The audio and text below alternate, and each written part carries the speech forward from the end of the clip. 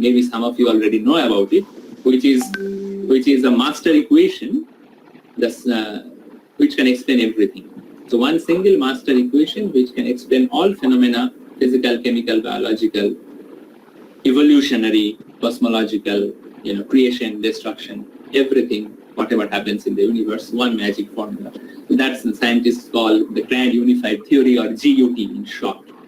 And almost all the physicists in the world, both theist and atheist, believe that such an equation exists, right? And once Stephen Hawking made a statement, he was an atheist, but he made this statement that I have no problem in believing in Bible or going to church and worshipping. Just the word God in Bible has to be replaced by GUT, Grand Unified Theory. So that's what that's the statement he made. So even if you are an atheist, you can think about God as the Grand Unified Theory or the master equation or whatever. But we rotate the picture about 90 degrees, then science will be on the top. It's just a point of view now. Or? No. It's the top and bottom is not here absolute. In this picture, I am not referring to top or bottom. It's just a connection, right? You can rotate in any degree as you want. Fine. So okay. I'm coming to that. Yeah. So what I'm trying to say that people who project the existence of God or the spiritual aspect or the spiritual theory, the spiritual philosophy, their goal or the motivation is that they want to achieve peace in the world. And the same goal is taken by science from a different angle. Science tries to make our life easier, right? It tries to give us comfort. I want to make a journey from one place to another place. It makes the journey faster. Right? So buses, trains, aeroplanes, and stuff like that. We are having heavy summer. We are sweating. Then it brings the air conditioner. So science tries to give us comfort, give us happiness, give us peace in life. And so does any spiritual theory about a God, whether it's abstract or not, independent of that. That is the stated aim or stated objective. So in that way, this triangle is connected. Now, if we look into scientific advancement, right? So as I mentioned, it reduces suffering, it increases comfort, it gives us knowledge about the universe, and it tries to pursue the origin of life. So we'll pick up this one point at a time. So the scientific laws are made of cause and effect. It's based on some theory and then practical experiment and finally some determinable outcome. So that's how all scientific advancement proceeds. And behind this item 1, which is called scientific law of cause and effect, behind this law, there is always some assumption, right? So I can give some example. Let's say we talk about the geometry, Euclidean geometry, right? So many of you, whether you are from science or commerce or arts background, you must have studied Euclidean geometry in your school. And there we all know about the 5 axioms, right? The existence of point, the existence of line, then this parallel postulate that the two parallel lines never meet with each other. So we have 5 Euclid's axiom. That is the foundation of the subject of geometry. Right? So if you go to, let's say, the theory of relativity, right? So there the assumption is that nothing can travel faster than light. The speed of the light is maximum. So similarly, you take any scientific discipline, let's say quantum mechanics. Right? Hello. Yes. Yes, I'm just interrupting a little bit. Sorry for interruption. Sure. Please. I welcome all interruption. No. I'm one of the moderators only. So actually, what is happening, when somebody is presenting his own screen, so the main screen, the main presentation screen is going in the background. So I'm requesting all of you who are attending, please, it is my humble request. Google Meet doesn't have that, it is quite open. Anyone can share his screen. It is up to them. But I request with my core of my heart in a humble way that please don't share your screen from your mobile or your device that you are using. Please listen attentively, and I think sir can again present his screen, then the screen will come in front, because the moment anybody is presenting a screen, that screen, the main screen is going in the background. So that's the students who are listening attentively, they are not able to see the main thing. So it's my humble request that please don't present your own screen. So I think sir can again present his screen, because it's going in the background. It is not in the front. Okay, and it is not detectable from my end, right? So I am Oh, viewing okay. perfectly. Yeah, so I am viewing the screen perfectly. So I am assuming everyone can see it. However, if you present, then from your side, there may be some problem. It was coming proper, but moment somebody presented his screen, then again it went to the background. So I think it can be again presented. So now I request that please don't anybody please don't present your own screen, because again it will go in the background. So it was just proper just a few while ago. So I think again it can be presented. Then you come in the front. If one can pin this slide, then it will be okay. Acha, pin. Yeah, the participants are requested to pin Gautam Paul sir's slide in the device, so that yes. the And best also- option, so that anybody will share. Then also sir screen. Okay. I think sharing is not necessary. Why should the audience share the screen? We are not discussing something, a distributed document, or we are not editing a document in a distributed manner that all of us needs to share our screen. Right, I think better if they stop sharing the screen, then it will be viewable. Yes. So Yeah. everyone can pin their the presentation. Everyone can pin, and please don't share your own screen. Okay, this is our humble request from the organizer side. Thank you. Okay. Yeah, so I did not proceed. So from the last slide, we understood that science proceeds in, theory, then experiment, and then some observation of outcome. And before theory, there is a law or equations, and that comes from axioms or some assumption. And I gave you examples of axioms or assumptions, right? So the same is true for any scientific theory, whether it is geometry or physics or chemistry or biology. Now, one big question of modern science is the origin of creation or the origin of universe. And all of you know this term, Big Bang. So Big Bang is the giant explosion. Scientists assume that at the beginning there was a singularity, there was a single point where all the space and time crumbled together, and then suddenly one explosion happened, and from that explosion this universe was created, and the universe is expanding ever since then. Right. Now, this Big Bang theory is accepted in science by most of the physicists, right? The point is, if you look at the theory from a logical point of view, right, from the analytical point of view, then there are a lot of vulnerabilities in the theory. First of all, it is physically unrealizable.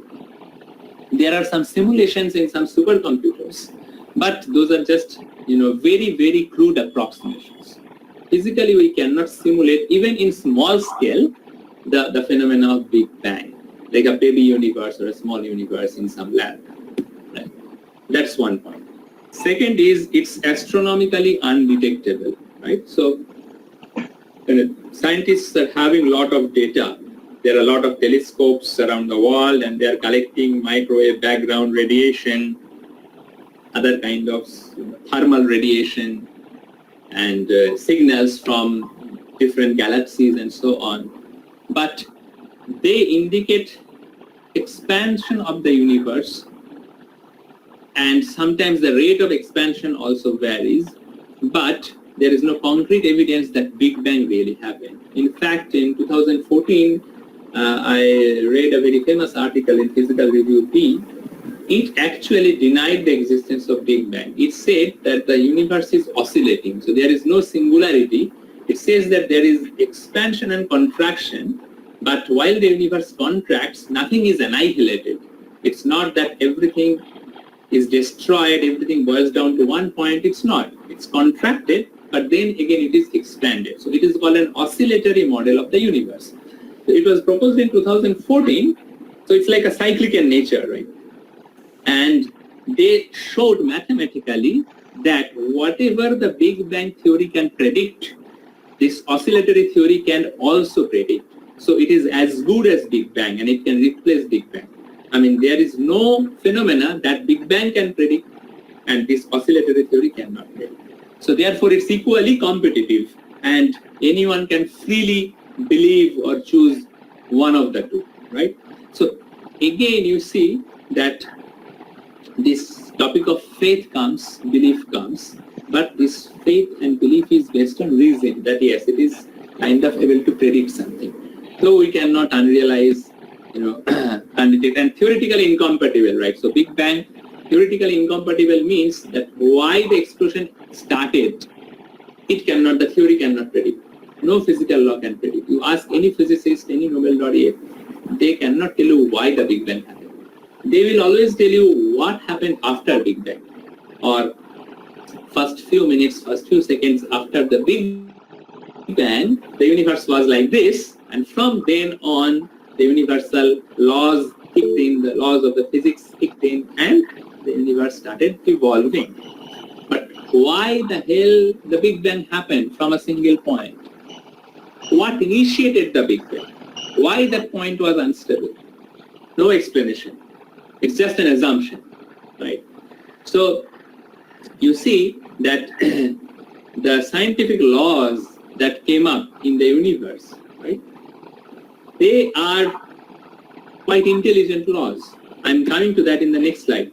But for that, let me first finish this slide. The Big Bang, I mentioned physically unrealizable, astronomically undetectable, theoretically incomplete, mathematically unverifiable, right? Yes. So as I mentioned, that why that singularity gave rise to the expansion, explosion, nobody knows. Spatially inconceivable, yeah, of course, singularity we cannot conceive. Right? Now, at this point, let's look at this this topic of faith, right? So you see that Big Bang is a matter of faith. This oscillatory theory is a matter of faith. Now, what if there is a third theory, which is also reasonable? That can also be a matter of faith, and either they are equally acceptable or equally rejectable. You cannot say this is better faith than the other if they are all based on equal amount of reason. So let's look at the physical laws, right? So if you see the traffic signal, right? The traffic signal, if you look at, it controls the cars, right? The cars moving on the street. It's stopping at a junction, taking turns. No car is colliding with each other. That's because the traffic law is there. Now, if you look at the cosmos, these astronomical objects, the planets, the solar system, and similarly other planetary systems that are there beyond these solar systems, everywhere there is this Kepler's law and Newton's law. Everything is set in motion, and the seasons are coming and going, right? So, sorry sir, the slide is not visible in my screen. I think then you check your system, because from my side everything is okay. Please pin the slide. So can others comment if they can see the slide? Yes sir, I can see. Yes sir, it's visible. Yes, sir, it's visible. So basically, like within 5 Let me try sharing again, okay? Yes sir. I think it's a network issue, because some of you can see the slide and some of you cannot.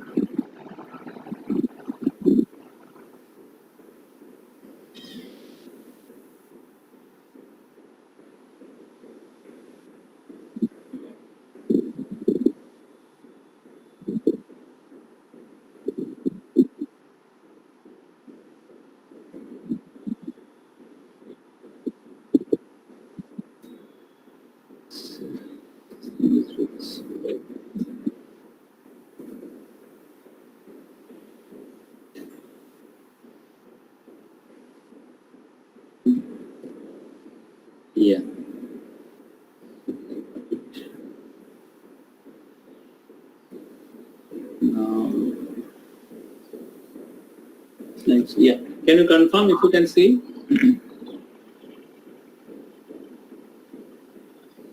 Yes, sir. I can see. I can see. Yes, sir, I can. Yeah. It is visible. Okay, good. Yes, sir. Yes, sir. Yeah. Yeah. So the point that I was trying to make that if we look at the laws always indicate the existence of a lawmaker, right? If you, whether it is the traffic law or it is the planetary system, both require lawmaker.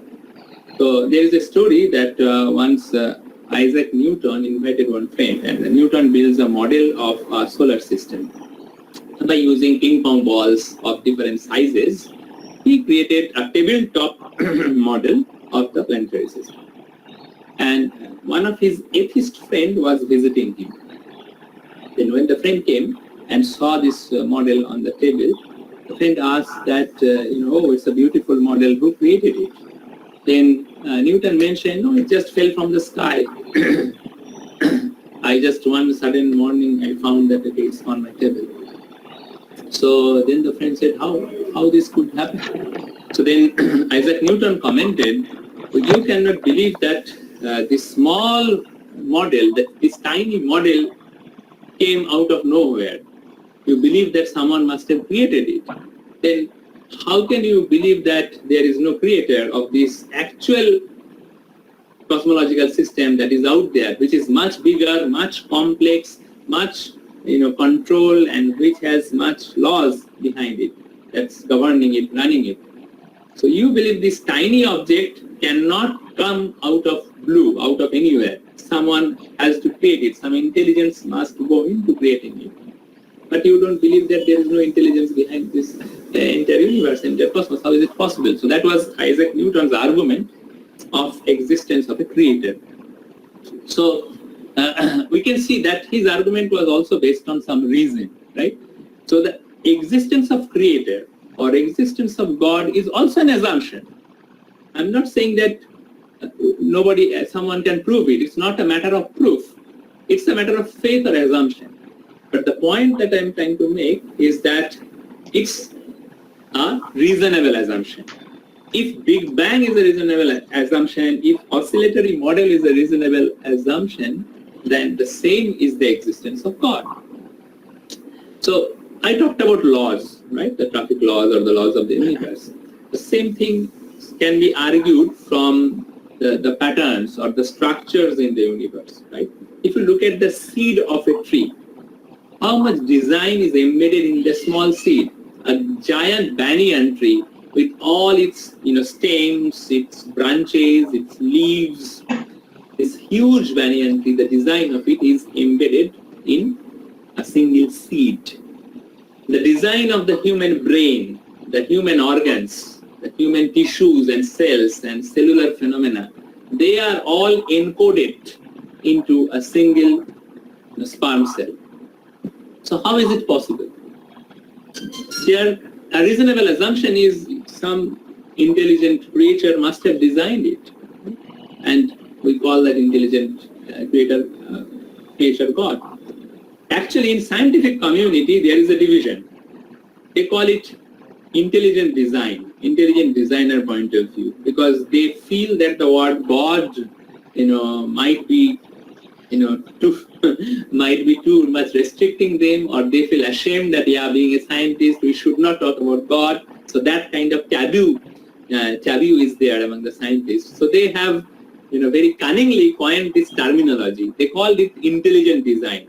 Okay, and you will see the big conferences happening on intelligent design. They will not talk about God directly, but they will talk about, yes, there is some intelligent designer of this entire universe, of our DNAs, the information inside the DNA, the RNA, these biological functions, and how this world is happening, the tree, the cycle of birth and death, whatever is happening. It's this pattern. They are all intelligent design embedded into it. In fact, I was reading an article. It was telling that the amount of information that is embedded in the human genome, the DNA, if you want to store that information in computer, you need to build a giant computer which is much larger than the size of our galaxy. It will require so many bits of information and such an amount of, petabyte of storage that it's not possible to store in an ordinary computer. And such huge amount of bits of information is embedded in a simple genome, right, for which you need a microscope to see. It's really unfathomable, and that information is passed on from one generation to another generation. Such a huge, beautiful structure. Without any designer, without any thinker, it is not possible to create such a system, right? So even in modern day, many scientists who do not believe in God, they also agree, yes, some sort of intelligent design is there. Have any of you read this Darwin's book, Origin of Species? Okay, I assume no. So I have a copy of it. So in the Origin of Species, maybe you know the story that when Darwin traveled and collected evidence about evolution and published his book, The Origin of Species, then there was a lot of opposition from the church because Darwin mentioned that there is no God, everything came from evolution, from matter, this amoeba was created, this first cellular organism was created from matter, and then from unicellular organism, multicellular organism was created, and then through evolution, water life was created, then the life expanded from small objects to large, from small life to large life, from reptiles to birds, and then mammals, and so on. And that's how evolution happened. Different life forms evolved, starting from unicellular organism and starting from hydrocarbon chain. That was Darwin's theory of evolution in short. And there was a fight. There was, always this debate and argument between the church and Darwin, because Darwin did not believe in God initially. But interestingly, if you read The Origin of Species carefully, right, there is one paragraph where Darwin mentions the complexity of human eye. And in fact, if you talk to any eye surgeon or any medical professional who has knowledge about the circuits, the structures, the machinery inside the human eye, it's too complicated. In fact, from medical point of view, the eye is the most complicated organ in the human body, even more complicated than the brain. The brain, the problem is you do not have any information. The knowledge is limited because you cannot, go into the brain alive. You can dissect a dead person's brain, but when the brain is alive, you cannot go into every cell of it or every part of it. So you cannot collect information because it will affect the lives. The person may go into coma. So that is the problem with the brain. But if we talk about the complexity, then the eye is in fact more complex than the brain. But we have knowledge about the eye, more knowledge about the eye than the brain, because even in a healthy person, one eye is fine. In another eye, you can perform live operation. You can take a local anesthesia and stuff like that, and you can go into it by electron microscope and stuff like that. But Darwin's point was, and even the ophthalmologists will also agree, that this complexity of eye, the inner structure is so huge. Darwin himself ended his paragraph that such a complex organ cannot evolve from evolution. Evolution cannot, the theory of evolution cannot explain how this complex organ was, evolved out of nothing. So even Darwin admitted it. And later on, from Darwin's time till today, there are a lot of evidences in the biology community against evolution, right? So there is, for example, the missing link. So the missing links are again an assumption, and an unreasonable assumption, I would say, created by the evolutionists, the people who believe in evolution, to explain how from apes human came, or how from reptiles the birds came. But the point is, the argument against it is, if evolution is a continuous process, then evolution must be happening all the time. So we must be able to see at least some reptiles being converted to birds, right? Some apes being converted to human beings. It's a slow process, but there must be some evidence, some entities or some persons who are in between, right? All the stages must have some samples. Statistically speaking, there must be some samples at every stage because it's a continuous process. It's not that there is a jump from the monkey to human being according to theory of evolution. But we do not see that. We call that, oh, those are missing links that happened in the past. If it happened in the past, so does it mean evolution has stopped? So, some apes got converted to human beings and then suddenly it stopped. From that point, no apes are being converted to human beings anymore. Then the theory of evolution is incomplete. It's unreasonable. So that way, theory of evolution has a lot of problems, and these are coming up in modern 21st century. People are saying that probably theory of evolution, as we understand, is wrong. So the species may not have evolved one from the other. Within the species, we can explain the mutation of the gene, or the adaptability in the environment, or how the environment and the genes affect the growth of an individual, the thought process of an individual. That can be explained to some extent from evolution point of view. But creation of life from matter and creation of one life from another life, one species from another species, that perhaps cannot be explained from the theory of evolution. That is almost universally accepted. And so till today, science, not even evolution, cannot explain how from matter this life was created. How suddenly matter becomes conscious.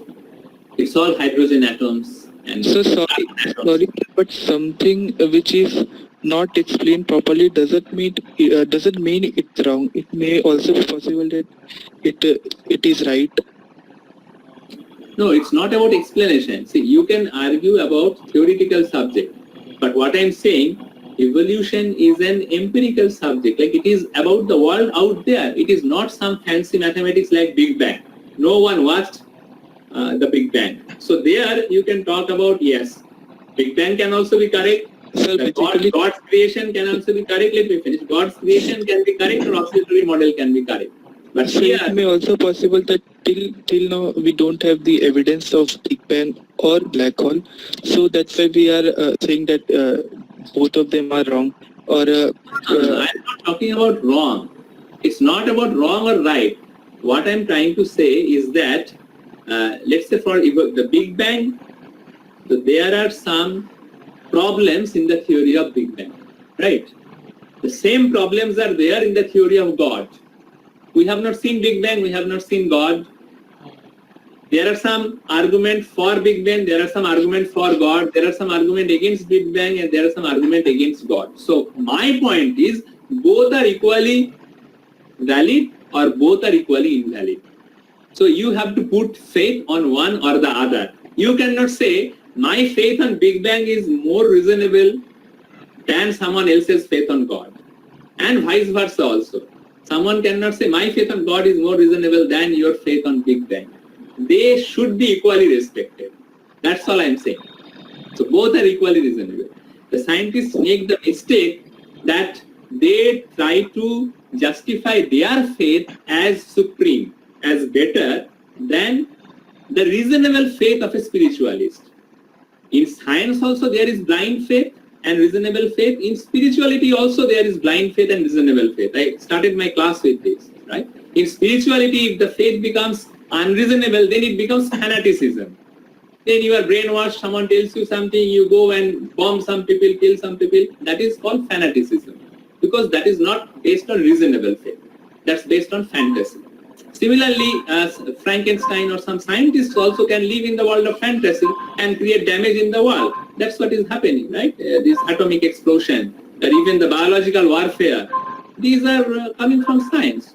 So both can be, mistreated. So that is not the point. I'm trying to point that if you talk about reasonable faith, right? If you talk about reasonable belief, then both has its side of argument, both has its side of evidence. That's what we are going to discuss here. We discussed some evidences of science. Now we are discussing evidences of spirituality or evidences of God. Right? Am I clear? So it's not about anything wrong or anything. I'm saying that nothing is absolute. And in fact, the theory of spirituality can explain certain things which the science cannot explain. So that way, it has actually more weightage. But of course, we have the free will. We have, each individual has the free will and freedom to choose our belief. That nobody is hampering. Even I am not telling you to believe into something. That's you will make your decision to believe in what? Based on your experience, based on your understanding, based on your conviction. But what I'm saying is that just throwing away the matter of God and spirituality as mere bullshit, as some blind faith, is absolutely wrong. That's the point I'm trying to make. So anyway, so coming back to evolution, so you mentioned that the theory of evolution may be correct, but we are not having evidence. So that's what I'm arguing, that if it is correct, there must be some evolution happening and there must be some reptiles being converted to bird and some apes being converted to human. We must be able to see them. At least some samples must be there, at least from one species to another species. There are so many species, and evolution must be happening at all levels, between all species, from amoeba to human being. At all the intermediate levels, it's a continuous process. But it is so surprising that out of so many intermediate species, we do not have a single sample under our observation when we have, trying to find it after so many years. So that's really unreasonable, one thing. Even the evolutionists also cannot explain. And if you say that it happened in the past, there are some fossil records and it's not happening, then that means evolution has stopped. Right? So it cannot be like that. So that is one problem. So we are trying to say is that this spiritual theory can reasonably explain the phenomena that is happening in the world. So the creation theory, it's based on the theory of God, theory of creation is based on the reasonable assumption that yes, there is some design. So design implies designer. Design cannot come from random event. Right? That's the theory of probability, and the theory of information, theory of entropy will prevent it. So design implies a designer. The existence of physical law implies a lawmaker. Control implies a controller. So that points to some intelligent designer, some intelligent controller, an intelligent creator, whom we call God. So that is one point of view, one reasonable point of view. Okay. Another aspect that points to this spiritual theory, or that gives more weightage to spiritual theory, is the life itself. Like how life came out of matter. One famous Nobel laureate, who I think Zairobi, who did research on his entire life, trying to explain how from electron, proton, and neutron life was created, consciousness was created. And then at the end of his life, he made the statement, I tried to find in between electron, proton, and neutron. I found the particles, but in between, life has, slipped away. Life has slipped away and I could not catch it. And actually, that's the big mystery, how this consciousness comes. Even if you talk about this human experience, right? There was a famous experiment that about motor neurons. Right? So the motor neurons help our peripheral muscular systems to operate. They send signal to hands and legs. So there was an experiment carried out that you take two individuals, similar condition, and then on one individual you send the brain a signal. So scientists have discovered that which part of the brain is responsible to send message to your arm when you raise an arm. Like when you lift your hand, when you lift your arm, then some parts of the brain gets activated. And so whether you do it consciously or unconsciously. So scientists has recorded that what signals are generated in which parts of the brain, which is eventually instructing the muscular system, the mechanical system, and the hand is being lifted. So they did an experiment. One individual, they asked that you raise your arm. And the second individual, artificially they entered probes into the brain, electrodes into the brain, and they created artificially the signals at the particular center, which dictates the arm to be raised. Externally, from outside observation, both the experiments, the result was exactly identical. Both the persons lifted their arm from the same position to the same position in the same angle, because the signals generated in the brain for both the persons was actually exactly identical. However, when they were asked that in your experience what happened, then they said, one person said, on whom this external electrodes created the signal, he mentioned, I don't know what happened, my arm got pulled up or my hand was lifted by somehow. And the second person who was asked to consciously raise his arm, he said, I lifted my arm. So the first person said, my arm was raised. Second person said, I lifted my arm. So you see this consciousness is different.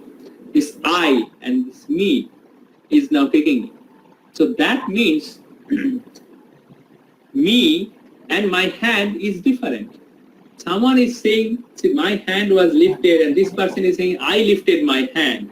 So that means my hand and I is a separate entity. So that's the big mystery. This I, this identity, this consciousness, where from this comes? So this experiment actually says that our identity, who is me, who am I, that sense, that thought, that feeling, that origin must be different from the brain. Because externally, exactly identical signals were generated in the brain, the structure of the brain, the function of the brain, the EEG graph, the EMG graph, everything was identical. The chemical, the neurotransmitter, whatever was happening, everything was exactly identical. But the feeling was different. Right? So,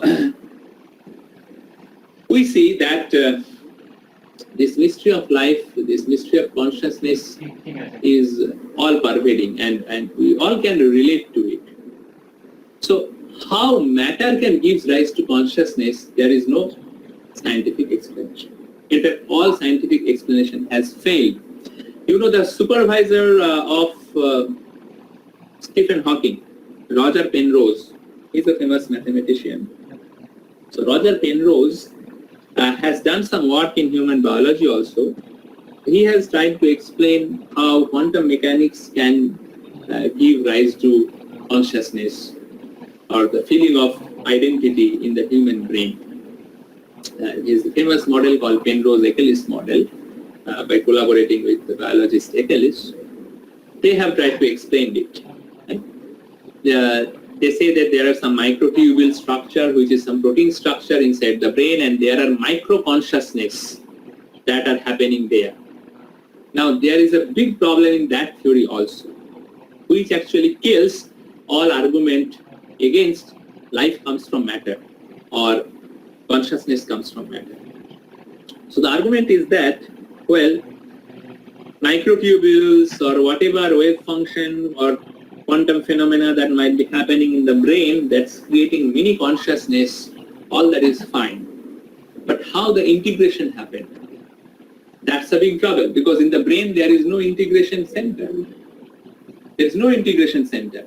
The law of statistics says that if there are a lot of quantum wave functions that are, randomly happening in the brain, then the net effect is that they must cancel out each other. The result should be a noise or a chaos.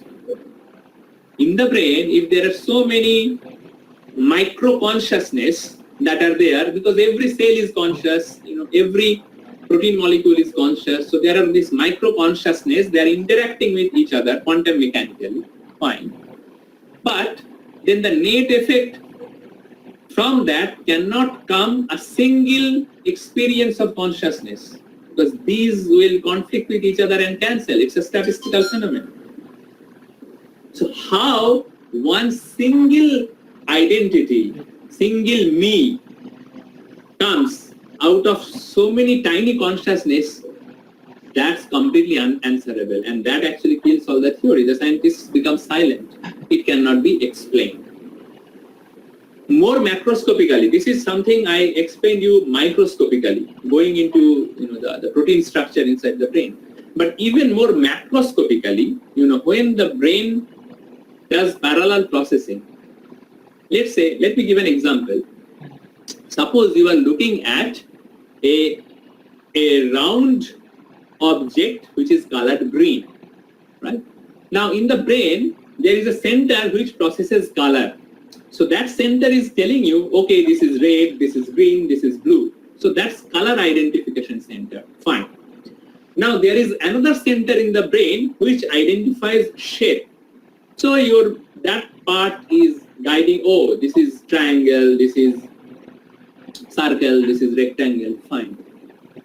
But when you are processing these two information together, a red triangle or a green square or a blue sphere, right? When you are identifying the shape and the color together, that's your simultaneous experience that's happening consciously, and the consciousness that is experiencing, the identity that is experiencing is unique. It's not that within you there are two human beings, right? And they do not talk to each other. It's not like that. It's one integrated experience. Now how that so I just gave you two examples. Actually brain processes many such dimensions parallelly. So at one point of time, there may be 1,000 such dimensions, 1,000 such experiences they are happening at different parts of the brain, right? But inside the brain, scientists have not been able to find a single integration center that will integrate all these feelings and will give you a single experience, right? An integrated experience. That center is absent. So when it comes to this point, then even science stops. Even all matter theorists that okay, this consciousness comes from matter, that stops. And then if we talk about the spiritual theory that the self-identity, this consciousness comes from the existence of soul, then that becomes more evident, right? So again, these two are model. You have to think in terms of it. There is no proof. I'm not talking about proof, but I am talking about models, right? Models are our experience, our observation. When we see something in the nature, we try to hypothesize what must be the cause. So we try to build models of the cause that, okay, this may be governing this, or this is the explanation behind this, right? So matter gives rise to consciousness, that is one explanation. Soul gives rise to consciousness, that is one explanation. And I am giving you some experiments, some data, some arguments where this matter gives rise to consciousness theory completely fails, completely shattered. But soul gives rise to consciousness, that theory is sustained. That theory is sustained. Like that is more reasonable, right? Now, this is just one evidence and one argument against the existence of soul. But there are many more. So some of you may be aware of this past life memory or the reincarnation memory, right? Now, some people believe in it and some people don't, right? Now, there is in University of Virginia, United States of America, there was a doctor called Ian Stevenson. You can do all Google search, right, later on after my talk is finished. So Dr. Ian Stevenson from University of Virginia, he was a psychiatrist and doctor. He did not believe in reincarnation, and he started his research to prove reincarnation wrong. His hypothesis or his belief was, it's all bullshit.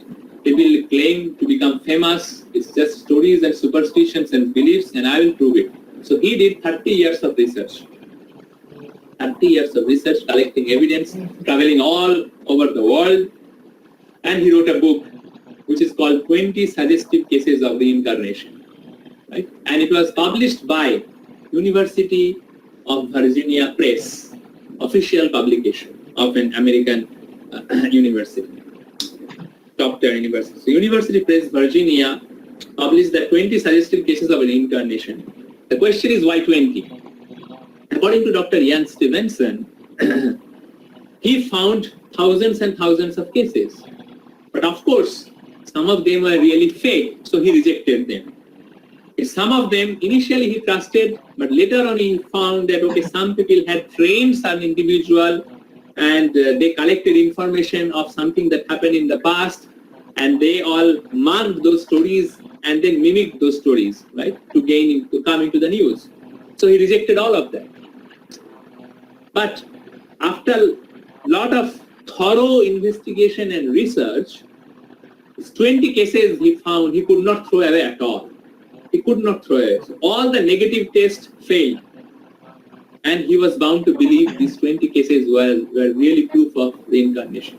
And some of the cases were, like one of his belief or assumption was that this claim of reincarnation or the news reports of reincarnation that happens only in those parts of the world where, because of religion and because of culture, people believe that the soul is there, the soul theory is there. And he conjectured that in those parts of the world where there is no belief in soul, where people do not believe in the afterlife, there this reincarnation claim, this news will not happen. That was his understanding. Because people do not have knowledge of this fact that this can happen. There are some tribes, for example, in Africa, in the deep jungles inside Amazon, there are some tribes who do not have any knowledge, who have not studied any books, who are not exposed to the external world, news or internet, who do not know this concept of afterlife or soul. They think that there is only one life from their culture, from generation to generation. Even in those tribes, he found this, recalling past life. And then when he investigated, he interacted, and then he found, yes, really, these things happened 100 years, 200 years back, and this person can recall. Right? So this theory of reincarnation points to the existence of soul. Now, because he was a scientist, Ian Stevenson, the question that is coming to your mind right now came to his mind also. Why not everybody remembers? Why only very few? Why out of 1,000 cases he only wrote 20 to be believable? So Ian Stevenson did some research on that too, and he wrote a book called Where Reincarnation and Biology Intersect. Right? So he found that when the baby is in the womb of the mother, then certain hormones are secreted, and one of the hormones is oxytocin. And this oxytocin hormone has the property that it can erase memory. So if a grown-up adult is fed the doses of oxytocin in higher amount, even an adult will lose memory. Depending on the dose, the amount of memory lost will depend. So when a child is in the womb, because of biological process, this oxytocin hormone is created, and perhaps that erases the memory of the past life. That is one of the conjecture of Ian Stevenson. are reasonable. So again, comes to reasonable conjecture. And those people who happen to remember their past life, they, for them, maybe the amount of oxytocin that was secreted was much less in the womb. So the eraser did not happen. So it was an accident. So accidentally, they retained their past life. Right? So, in fact, when Dr. Ian Stevenson has left his body few years back, he passed away, but his research team is still there. There are some other professors that he trained and his research scholars, PhD students who have become postdocs now. So there is a big team in University of Virginia that are performing continuing research in this domain. But interestingly, when Ian Stevenson left his body, passed away, then in an American journal, an obituary was published in memory of his death. So in that obituary, the editor of the journal wrote that the amount of evidence, the amount of scientific evidence that Dr. Ian Stevenson has collected in support of reincarnation is so huge that to deny those evidences would be like standing in front of Mount Everest, standing in front of Himalaya and denying it. So that was the official obituary written by a mainstream journal editor after Dr. Stevenson had passed. So his evidence is such a huge impact. So, and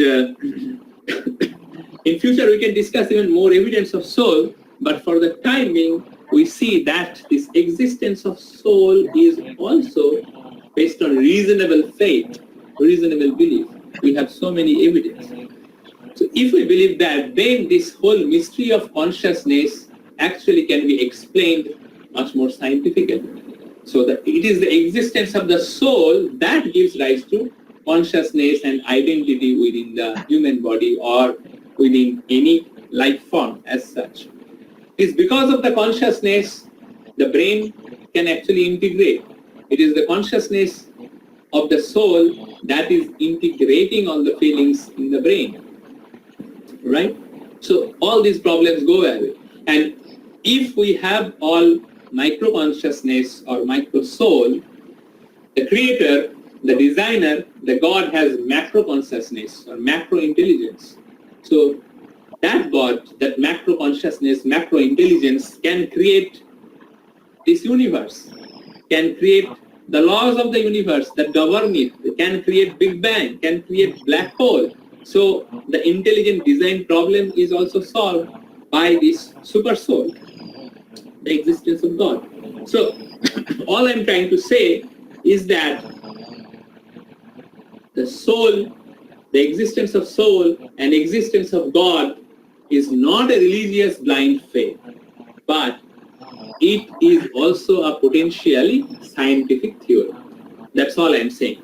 In science, sometimes there are competing theories, right? You know that, okay, this model versus that model, right? This law versus that law. So I would say theory of soul and theory of God, because there are so much scientific evidence and scientific reasons to believe them. So they can be treated as scientific axiom or scientific hypothesis equally, and the subject can be developed from that. Now, historically, it so happened that our university curriculums are designed in such a way because of political reasons, social reasons. Our curriculums and our mainstream science is designed such a way that it teaches us to reject theory of soul, reject the theory of God from the very beginning. It tries to label them as blind faith. So that is the main problem. So why we cannot find more experiments on soul? Because there are no more experiments happening. More experiments are happening on DNA. University of Virginia, one example. Similarly, in Canada, there is one university. They are like hand-picked, hand-countable.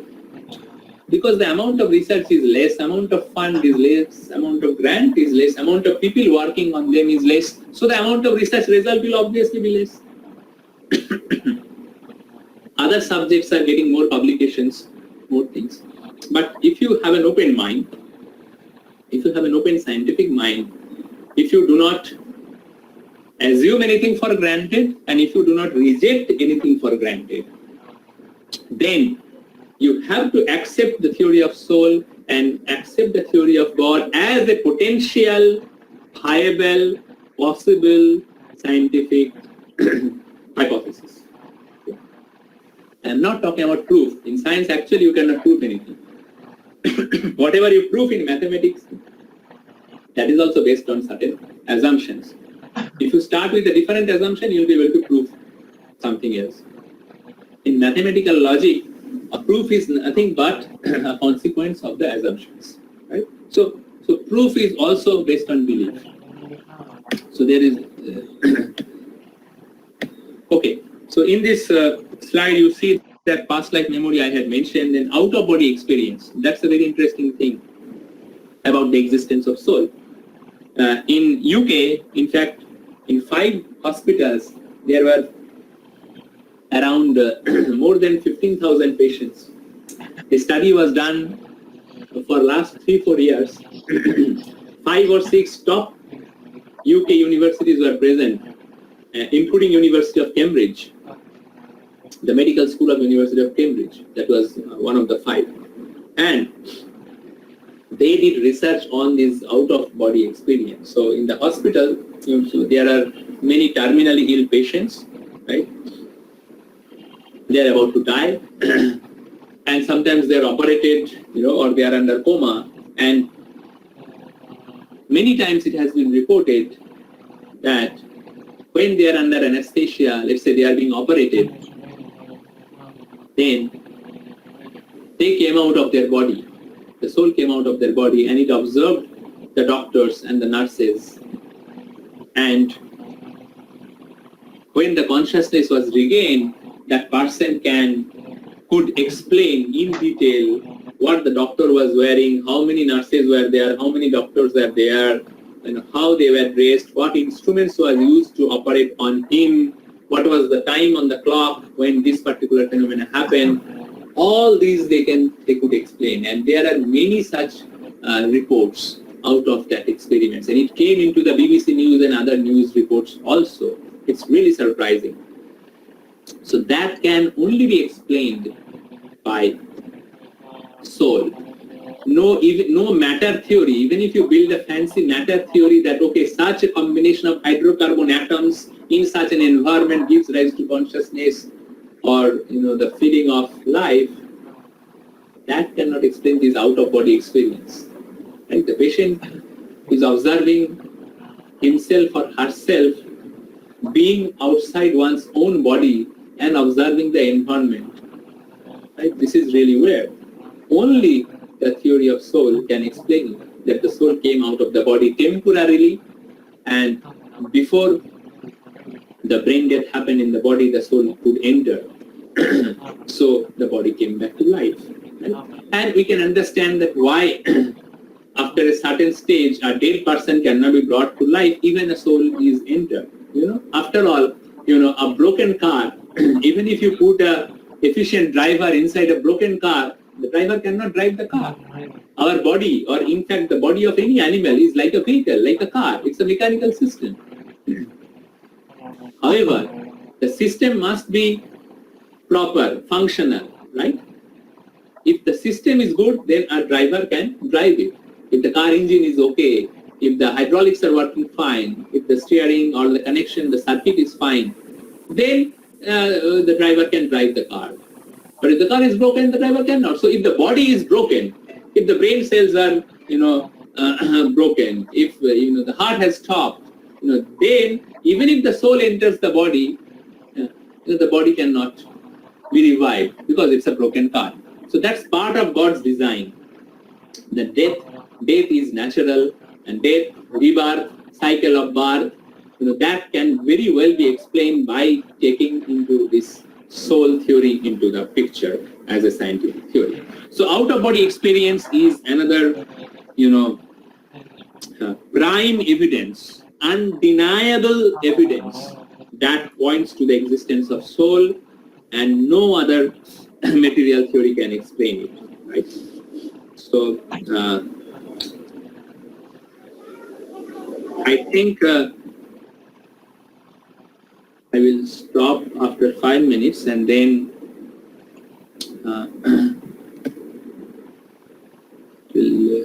it will continue. So this is the last slide. So I request the moderator to arrange for the session to continue, because I have to leave at 12. So let me finish this slide in the next 5 minutes. So we talked about the theory of soul and the theory of God as a creator, as an intelligent design, right? Now, where from do we get the knowledge of the soul and the knowledge of God, right?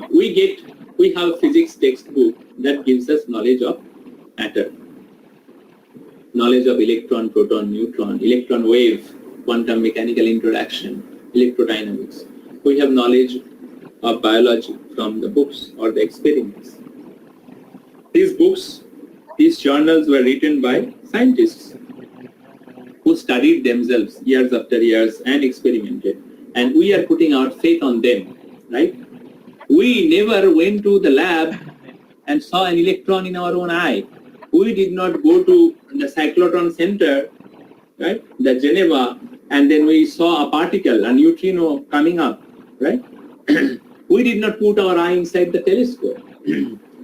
We are putting our faith, our reasonable faith, on the scientists who did it, because their work has been verified by other scientists. So similarly, we can think of the yogis and the rishis of the past, who wrote scriptures containing information about soul and information about God, to be the scientists who did experimented themselves, the yogis who could make their soul come out of their own body and wrote these experiences in the yoga sastras, right? And they also wrote about Vastu Shastra, about Ayurveda, about Vedic mathematics, about Sanskrit language, and also about soul and God. And sitting today, when we look back the amount of research that they have done, and when we investigate the results that they have obtained, then we can verify a lot of their claims to be scientifically true, right? In many facts about the Vedic mathematics, many facts about the Sanskrit grammar, the universality of it, the many facts about Vastu Shastra, many facts about Ayurveda, many facts about meditation and yoga, how it affects the brain, how, I was reading an article, you can search in Google, in Harvard Medical School, there was an article that meditation for 2 hours every day for 2 months can actually create a different structure, can actually alter the structure in your brain, can change the amount of gray matter in your brain. So meditation has also benefit, and it was listed down by our munis and rishis. So my point is that we are putting our faith on scientists, right, whose work we ourselves have not verified. We are putting our reasonable faith on that. So why can't we put our faith on our munis and rishis who did lot of material scientific experiments also, which we can verify, like the efficacy of Ayurveda, the efficiency of yoga, the efficiency of meditation, the efficiency of Ayurvedic medicine and stuff like that, which we can verify. So along with that, they did some other experiment also, and they claimed and they wrote it down, which right now we are not able to verify. Then we should put reasonable faith on that aspect too. And putting that reasonable faith, we can start experimenting ourselves, because like mainstream scientific experiments, the munis and rishis have listed down recipes, algorithms, steps of scientific experiments of how to perceive the soul, how to experience the soul, how to experience God. They have specified, they have written specs of those experiments. So putting reasonable faith on them based on their scientifically easily verifiable research, we can at least start practicing based on those specs to understand, experience, soul and God. And then after we do this experiment, we have the right to reject, oh, this is bullshit, nothing happened to me, I did not experience anything. Or we can accept. So that's my point. So this theory of soul and theory of God is also equally scientifically reasonable faith and scientific belief. Okay? So I think this is a good place to stop. And I hand over the session to the moderator at this point to continue further. Yeah, so we thank Professor Gautam Paul for giving his valuable time. Yeah, I need to go for Even another after having meeting. such a busy schedule, he has given time for us. Yeah, so he has I wish given I us wish his I important could time. continue, but today I have another emergency meeting. So a group meeting, a conference. I have to go, sorry. But you continue. Good luck. And thank you all for being patiently listening. And at the end of the session, there will be question and answer. You can ask questions as much as you want. Okay? Thank you. Yeah, Thank you, sir. thank you, sir. And now the concluding part of the session will be taken by Professor Shubhak. Thank you, sir. So I request Mr. Shubhak take the concluding part of this session. Thank you, sir. Welcome. So, all of you have been very attentively hearing from Professor Gautam Pal. So, I will share my screen for the remaining part. So, we will end at around 12:30. We'll try to end it. So, please be a little more patient, and we have a very special thing coming up. So, I'm just sharing my screen. There is one more small announcement, sir. Okay. One small announcement that all the participants are requested to write their name, college name and their year, or if they are working, you can write your work also in the chat. This will be taken as an second attendance. Okay, so you please write your name, your college name and your year. If you are working, you can write your work in the chat. This will be a second attendance, the final attendance. Okay, you can continue, sir. Thank you. Okay. So all of you are able to see the slide. Are you able to see the slide?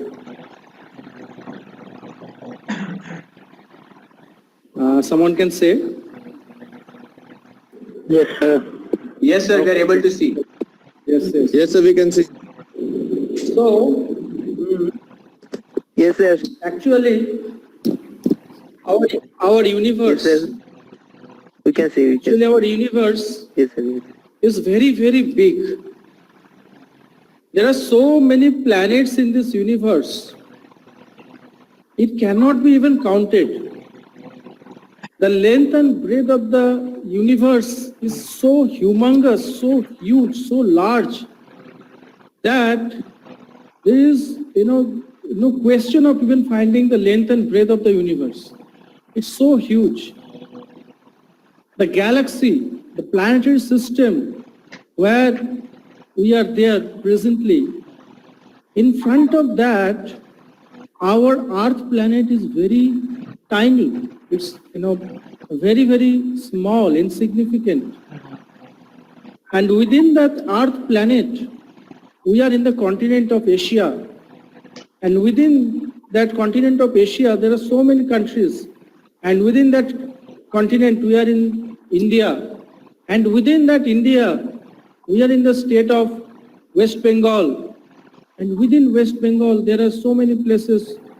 And we are we are staying right now in one of the places. And the place where we are situated right now, there are so many other people, other living entities, and we are one of them. So you have to understand that our existence is very tiny. It is not a very significant. We sometimes become unnecessarily proud by seeing the technological advancement we think that by technological advancement, we have conquered everything. We have conquered the material nature. We think like that. But in these times of coronavirus, it has been proved beyond doubt that simply by technological advancement, we cannot control anything. The most powerful nations of the world, the nations which have the most powerful medical system, and what to talk about America. America's medical system is, no country in the world is even 10 miles close to what the American medical system is. It is so strong. But can it guarantee the expansion of life? Can it guarantee higher lifespan? Cannot even guarantee. Someone was telling me that, I was reading one theory that a country where the medical system is very good, the life expectancy and the disease prevention is more. But in this time of coronavirus, this theory has been completely shattered. Then why the Italian Prime Minister, Italy being such a small country, but the Italian Prime Minister, even after putting military lockdown in the small country of Italy, is coming in front of the press conference crying and needing help from God. So we need to understand that we should not think that we are completely in control. We are controlled. We are not the supreme controller. That notion is completely wrong. A small coronavirus is controlling the whole world. And we think that we are the supreme controller. So such is the illusion. You can understand. So, in the today's day, we see that we are technologically advancing, but so many things, like the whole world is fear of atomic warfare. At every moment there is fear of atomic warfare. Therefore, whenever two nuclear power states and there is any conflict, right now there is conflict between India and China, and America and China, as also India and China. The whole world is very tensed because both the nations are nuclear powered nations. So you see that it's not necessary that the advancement of science and technology is making our life very happy. But the goal of science is actually that. The goal of science is to increase our comfort and thereby increase our happiness. Science have been established with that goal in mind, but that goal does not seem to get fulfilled. We have made United Nations, but has United Nations been able to stop war? No powerful country even gives any importance to United Nations. They don't listen anything about United Nations. It is just has remained as a formality. So, again, if we see the effects of technological advancement, so we are going away from nature's gifts. Nowadays, you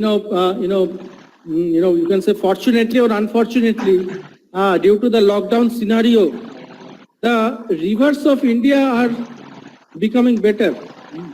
There will be no requirement of any money to be put in the Ganga rejuvenation project. Ganga has already been purified to great extent. The Ganga in Haridwar, right now you can drink that water also. So we think that by exploiting nature, we will get scot-free. But nature has this system. It is not that it's like a very beautiful machine, this nature. A very nicely organized machine. You cannot do anything with a machine. Right now, if you have a fridge, you do anything with the fridge, there can be so many problems. We have to work with the fridge according to the manual of the fridge. We have to work with the laptop according to the way the manufacturer has said. The manufacturer has given the manual. In that way, we have to work with the laptop. So any machine which is made by lot of intelligence, there is a manual to it. And if we don't act according to the manual, there is always going to be problems reverting back. So material nature is a very beautiful cosmic machine, which is completely in control, which is not that it's not that it is just anything is happening. You know, the sun, the earth, the earth is tilting at an angle of 23.5 degrees. If this earth is not tilting at the angle of 23.5 degrees, then there would be no season change in the world. So many things in nature are following the Fibonacci series in mathematics, exact Fibonacci series. So it's a beautiful design. Nothing is happening by chance. We see so many planets in this, even in this solar system. There are so many planets and so many comets are always moving in the outer space. And there are so many other planets in the other galaxies also. We don't find that one planet is colliding with another planet. If there is no system, if there is no traffic management in Kolkata city, then there must be collision between vehicles. But we never see ever that one comet is coming and colliding with the Earth planet. One time when I was small child, at that time there was a news that one comet will come and it will collide with the Earth and the Earth will be destroyed. That was in the news. Just like, you know, in 2012, a lot of news was coming, 2012 the world will be destroyed. So like that it was told in the news in 1995, 96, like that time. So, but after some time they changed their news. They told that the comet will come and hit the Earth, but there is doubt that whether it will destroy the Earth or not.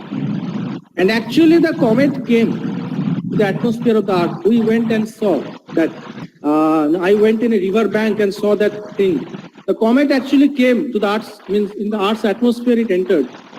But it could destroy nothing. It was just a beautiful scene. Nothing was destroyed. So this creation of this entire cosmos is so nicely designed. And there is a manual that how to live in this world. And that manual is our Vedic scriptures. Every machine has a manual. If we don't use that machine, if we use that machine in whatever way I want, according to my whimsical nature, the machine is going to give its, it is going to revert back, very nicely to give the answer. So therefore, we need to understand that life has a purpose. It's not that we are staying in this world, we are present in this world just without no reason. Cannot be like that. Everything has a reason behind it. We see the effects of technology. In spite of technological advancement, we are leading synthetic life. Synthetic life in the sense that we might have 5,000 friends in Facebook, but we don't have 5 friends in real life. This synthetic artificial life. We have lack of trust. Nowadays, the relationships are so fragile. In this lockdown period, the divorce rate has increased 10 times. So lack of trust, lack of relationship, lack of these values. Ill effects, and what to talk about the ill effects on health. It's only increasing in number. So we should ask this question that in spite of so much technological advancement, are our life becoming more better, happier? The goal of technology is to make us happy. But really, क्या हम लोग happy हो रहे हैं? আমরা কি সত্যি আরো বেশি আনন্দ বাড়ছে টেকনোলজিক্যাল অ্যাডভান্সমেন্টের সাথে সাথে? We need to ask this big time. So you see the world defense budget, if you see, America is spending the highest, the total GDP. In 1 year, America is spending the entire GDP of India. So actually, we might talk a lot that, India's economy is rising, it will catch up to America, like this, things like that. But already the economy of America, the Western world is so huge that it is beyond even imagination to catch. In terms of economy and in terms of technology, we are nowhere in front of America. If you talk about economy, still now we are nowhere in front of America. In terms of technology, we are nowhere in front of Japan. You cannot even imagine what technological development is there in the Western countries and in countries like Japan. So, but still we need to understand that Martin Luther King Jr. is a very is a great personality. All the major countries are increasing their missiles, increasing their defense budget, increasing their the military power. But why? It's due to two reasons. One is out of fear, and the other reason is the desire to dominate. These are the two reasons. There is fear of one's existence and the desire to dominate. These two are the main reasons where we see Martin Luther King Jr., he told that we live in an age of guided missiles, but misguided men. So the emergency need of the hour of the whole world is guidance. Proper guidance, which will make the whole world happy and peaceful. That's the biggest necessity in the modern civilization. And we see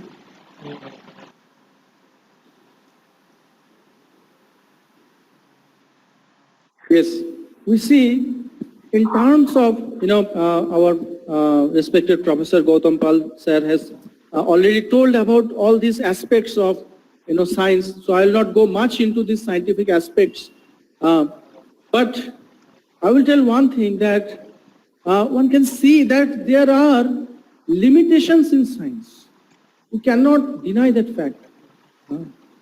The science that we are reading in our schools and colleges, we need to understand it very carefully. Sometimes, for example, this Big Bang theory only. Let's consider this Big Bang theory only. The Western world has already rejected, those who are advanced in science already rejected the Big Bang theory, which is completely a blind belief. There's all the assumptions which are there in the Big Bang theory. I don't feel even a rickshawala will, if he applies his mind, even a rickshawala will also tell that this is completely blind faith.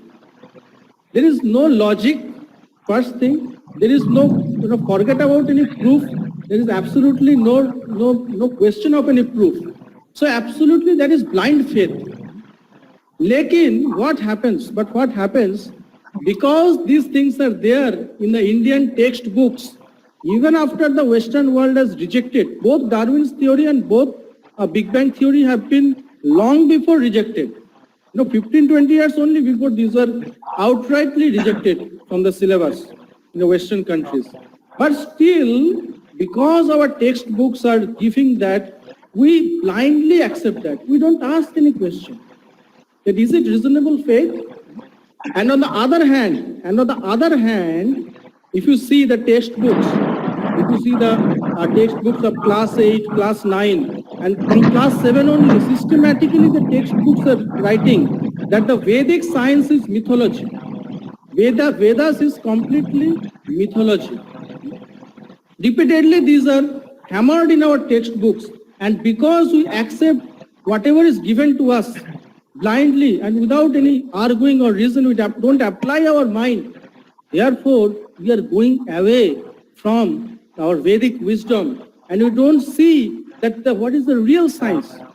Yes, scientific advancement is also necessary, definitely. Isaac Newton, he discovered the laws of motion. Yes, laws of motion is true. Yes, laws of motion is there. Laws of motion are also talked about in our Vedic scriptures. Definitely, in Vaisheshik Sutra it is there. So that is truth. Isaac Newton himself told that I might have discovered many laws in this world, but there are so many laws in this world that my discovery is just nothing. It's just like pebbles in front of sea. It's just an insignificant amount of discovery in front of the so many laws which are there in the material nature.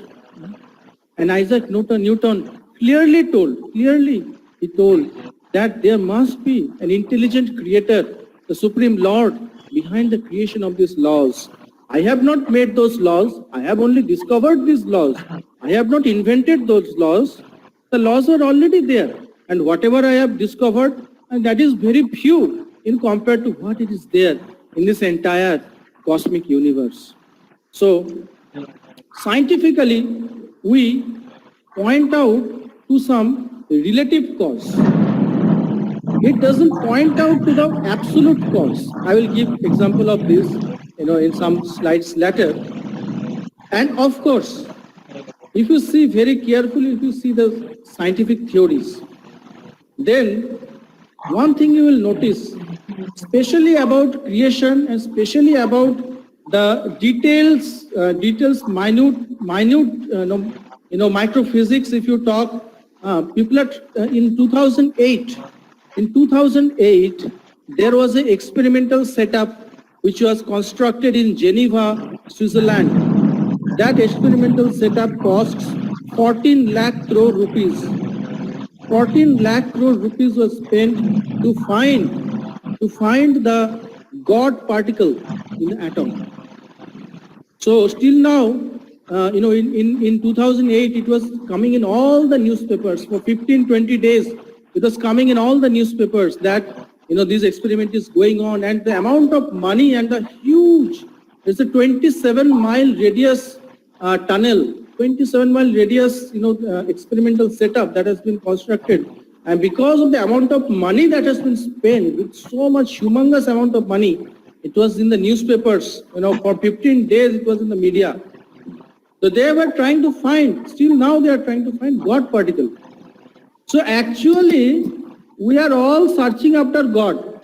Someone knows, someone doesn't know. That's the thing. So in scientific theory, whatever is the best fit, if you talk about atomic theory, whatever is best fitting to that theory with the reality, that is accepted as the best, that is accepted as the perfect for that time. For example, atomic theory. Whatever atomic theory was best fitting with the experimental setup, that was considered true. And when the latter theory came, previous one was kicked out. When better, more fitting theory came, the previous one was again kicked out. So like that, it gives the theory, science gives the theory which best fits the evidence.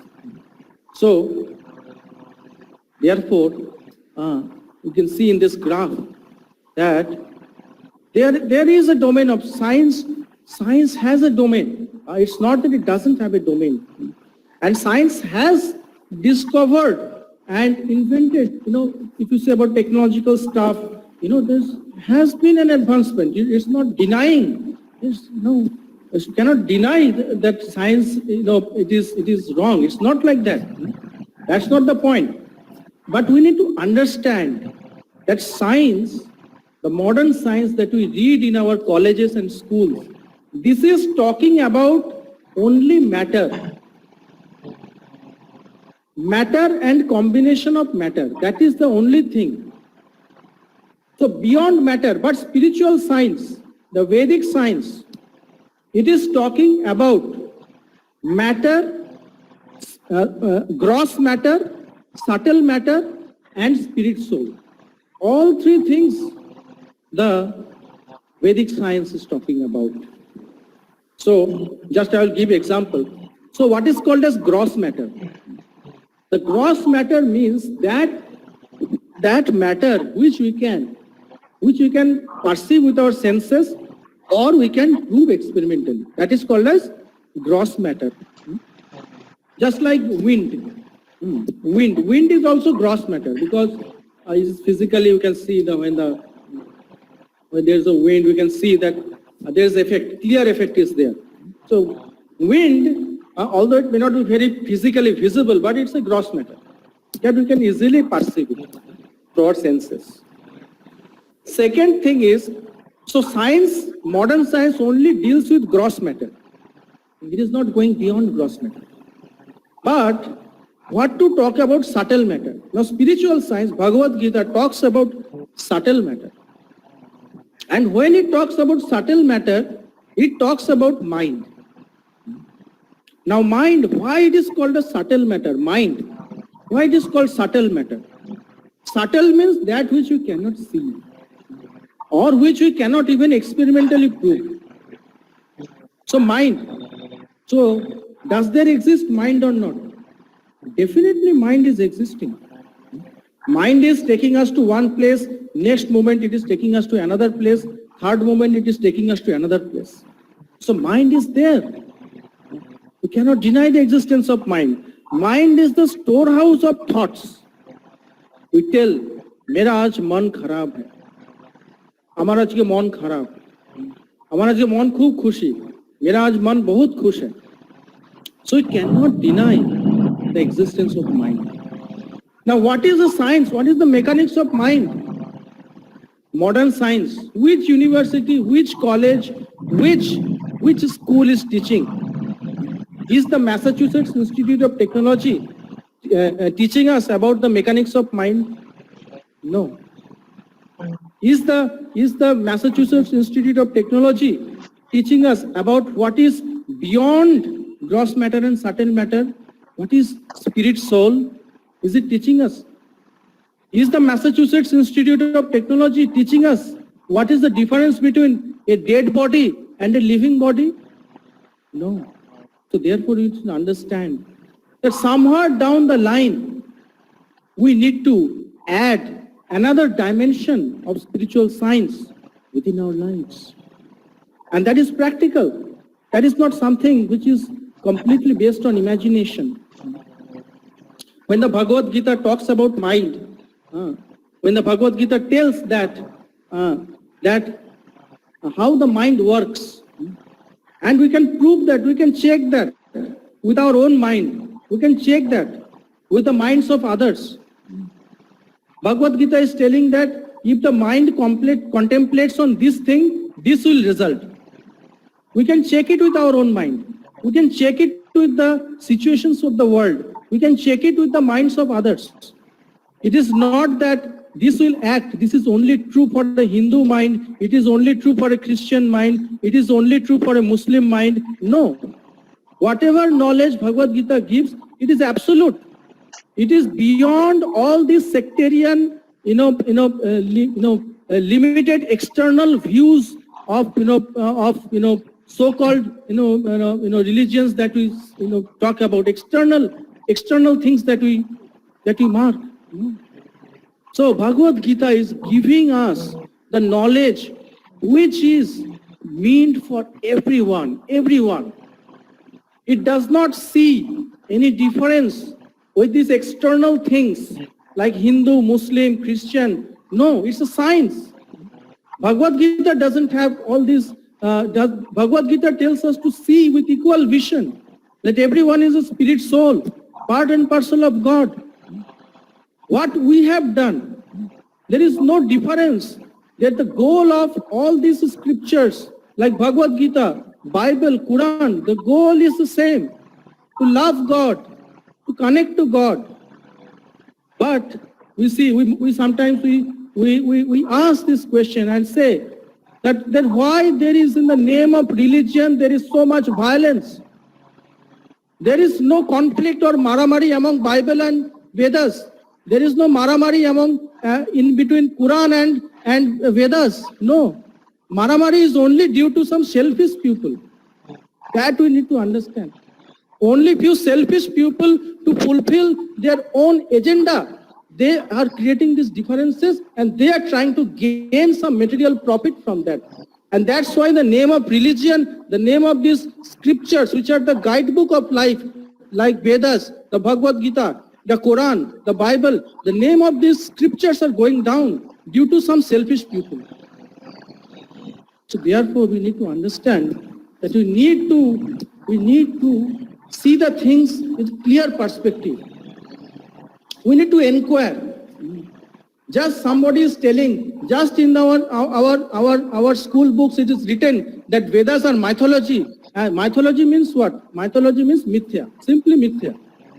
Simply it's a story.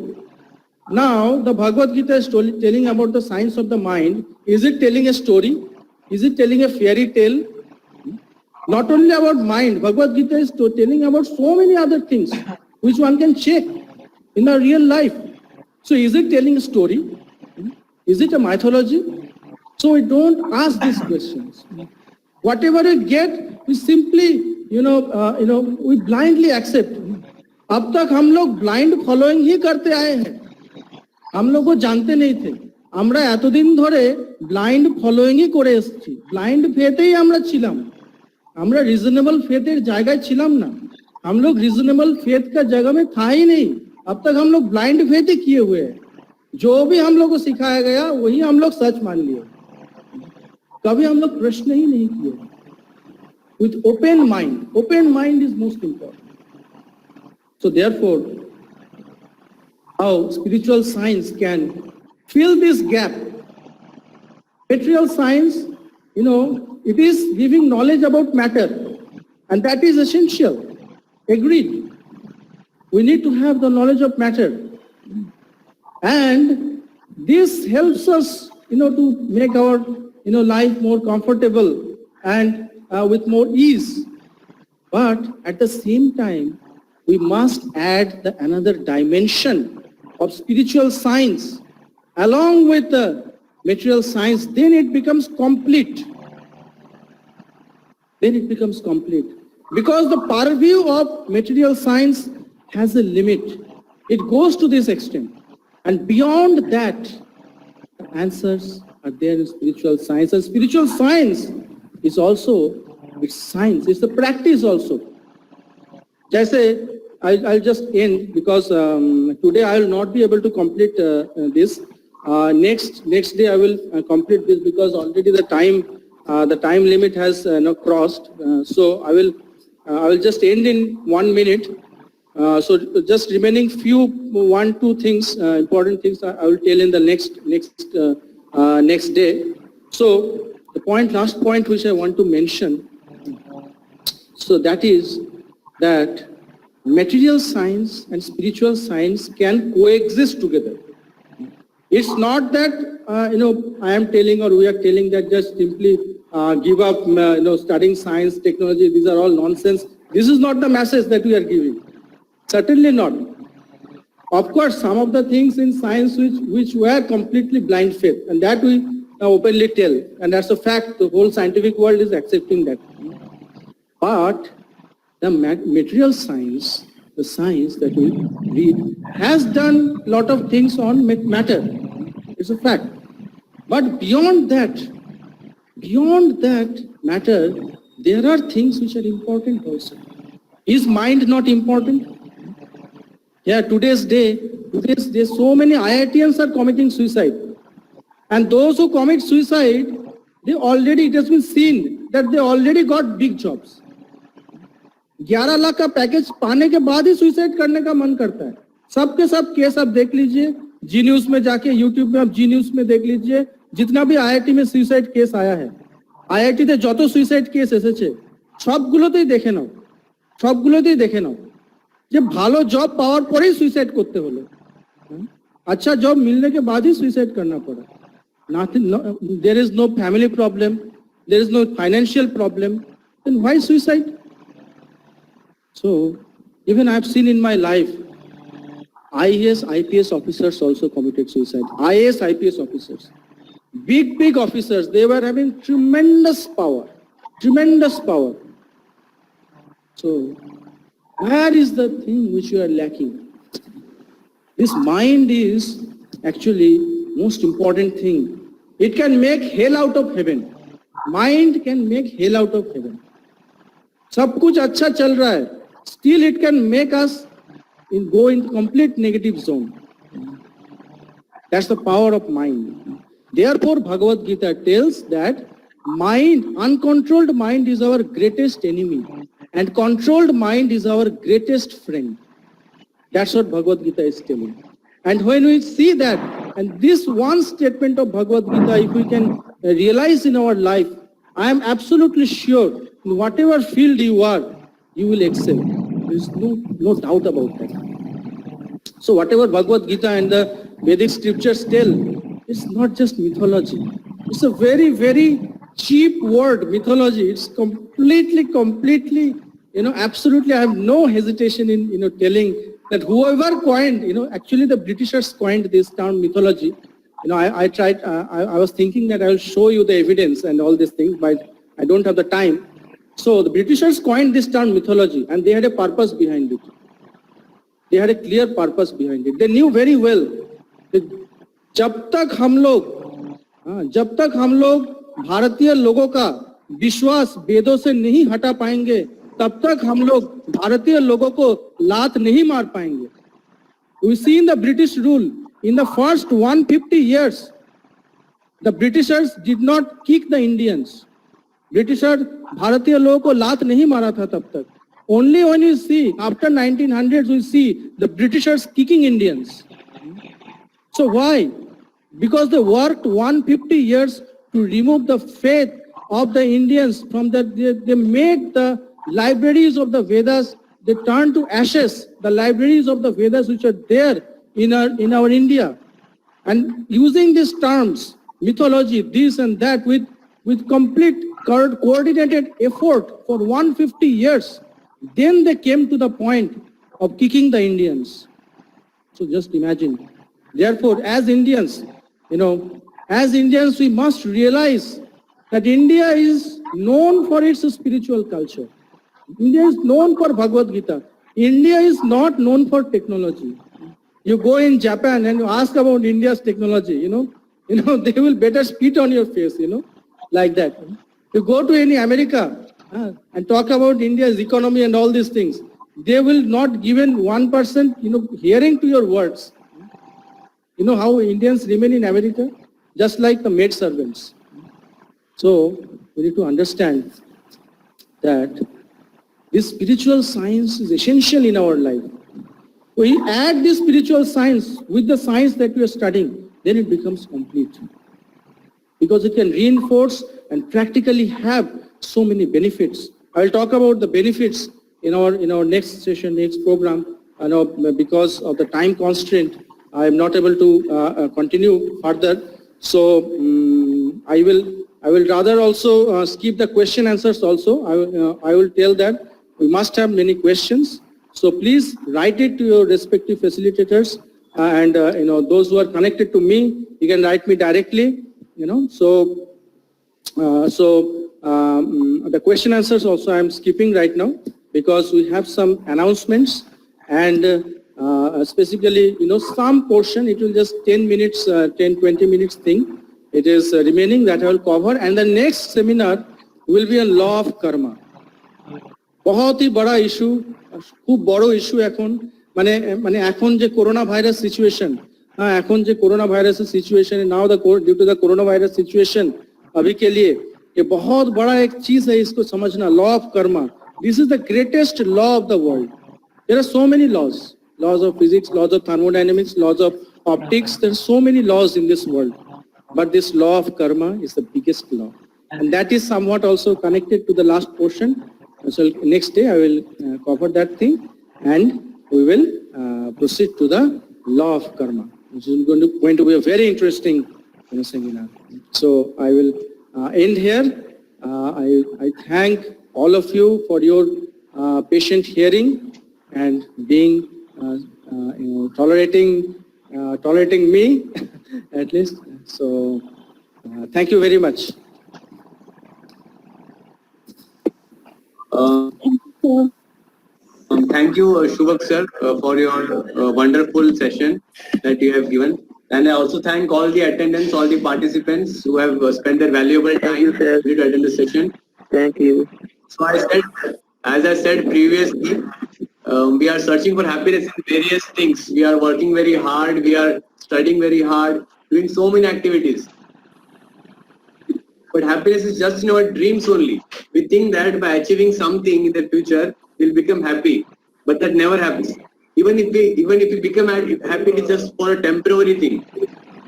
Like we work out so many things to become happy, and then what happens? Now nature like throws water on all of it. Now the situation of coronavirus, then the cyclone came, and the locust worms are coming. So what is these things? So what is the actual problem? What is the root cause?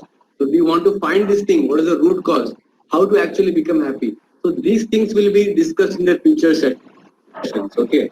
So now we have just gone through one session. It is just the basics that we have learned today. Okay. So topic by topic, step by step, we'll progress towards the final session, that is Passport of Happiness. Okay. So I request all of you to save the numbers of the coordinators who have called you. Okay. Those coordinators who have called you, please just save their numbers so that we will be sending you some important videos, some articles and information about the next seminar. Okay. So at the final seminar when it will happen, so we'll have a special get together for all of you. Will distribute certificates, there will be prize distribution, and all of you will get a hard copy of a deluxe copy of a Bhagavad Gita as it is. Okay. It is followed as a manual, life manual in also most of the universities in America. So I thank you once again, all of you, for your valuable time, and I thank Professor Gautam Paul and Professor Shubhak Sen for enlightening us with this wonderful knowledge of Bhagavad Gita. Thank you, sir. Thank you, everybody. If you have any questions, you can ask sir, or you can ask the coordinators. So every Sunday, this 10:30, we'll have these seminars. So please be there next week, same time, same channel. Thank you.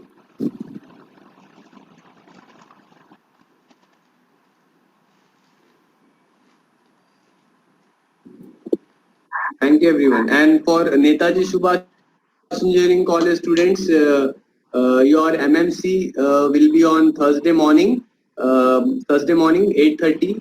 That will be a time. So if it is okay for you, you can raise your hand. Netaji Subhash Engineering College students.